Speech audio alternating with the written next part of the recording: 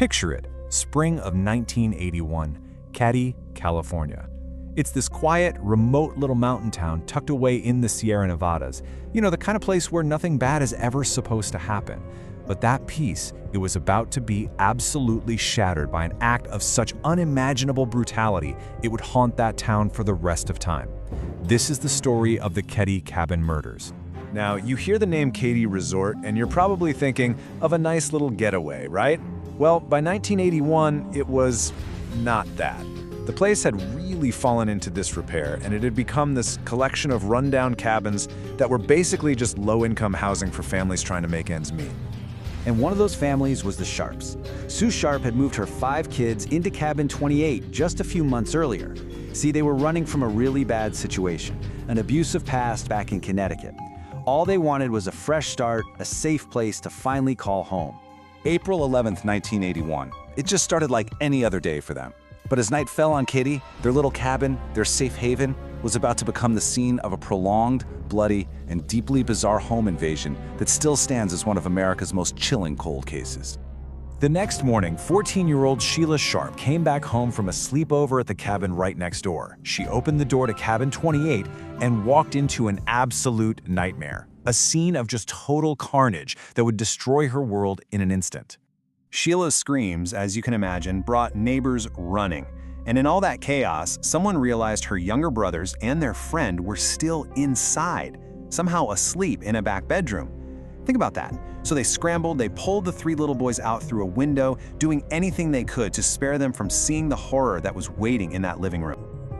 So, to really wrap your head around just how depraved this crime was, we have to understand who was lost that night.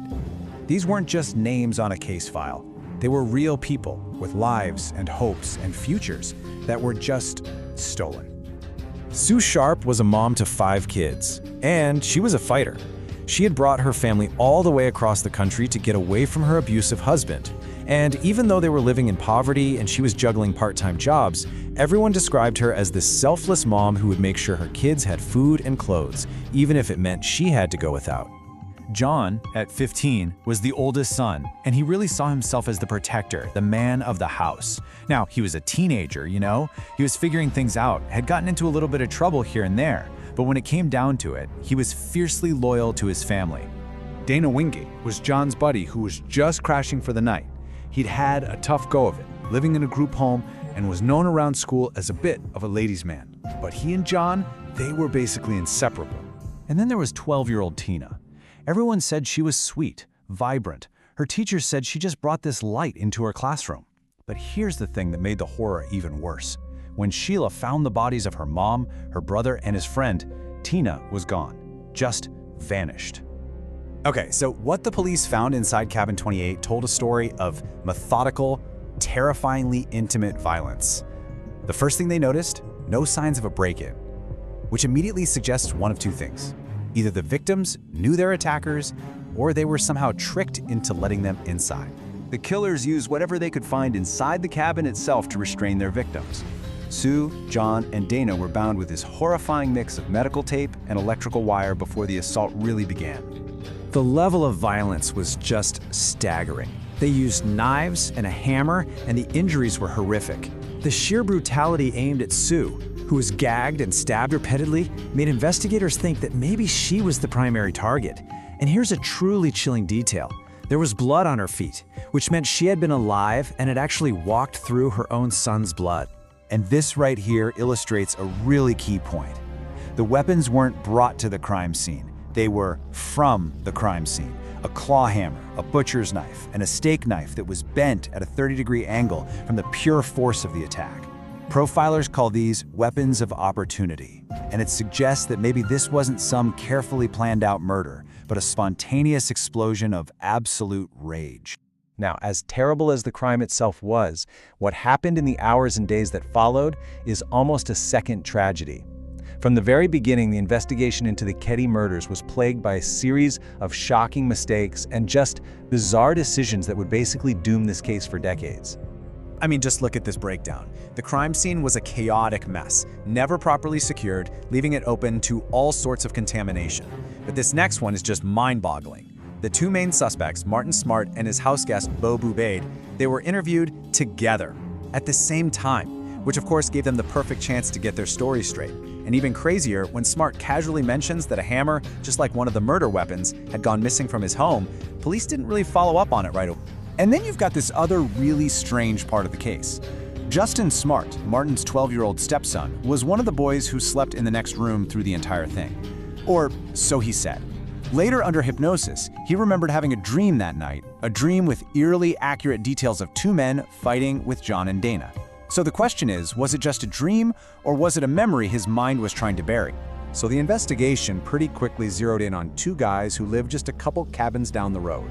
Martin Smart, who was a neighbor with a history of marital problems, and his friend, John Beau Bubaid, an ex-con who supposedly had ties to organized crime. Not long after the murders, Martin Smart wrote this letter to his estranged wife, Marilyn. For decades, this single chilling line has been held up as the smoking gun. A full-blown confession. I mean, it seems totally damning, right? But here's the twist. For years, that quote was taken completely out of context by the media, by investigators, and it built this powerful story of guilt around Martin Smart.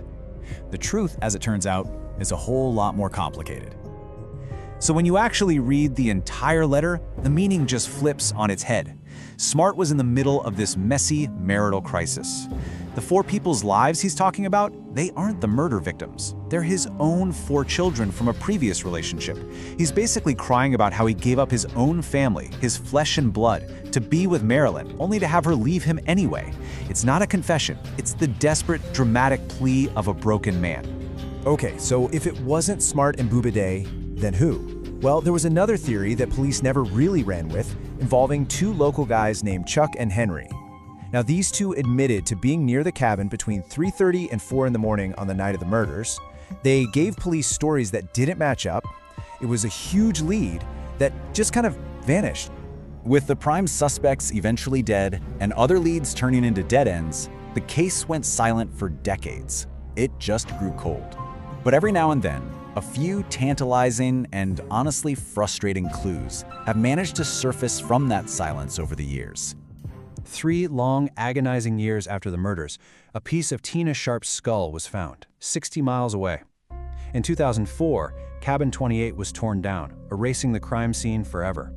Then, a potential breakthrough in 2016, a hammer matching the one Martin Smart claimed was missing was pulled out of a local pond.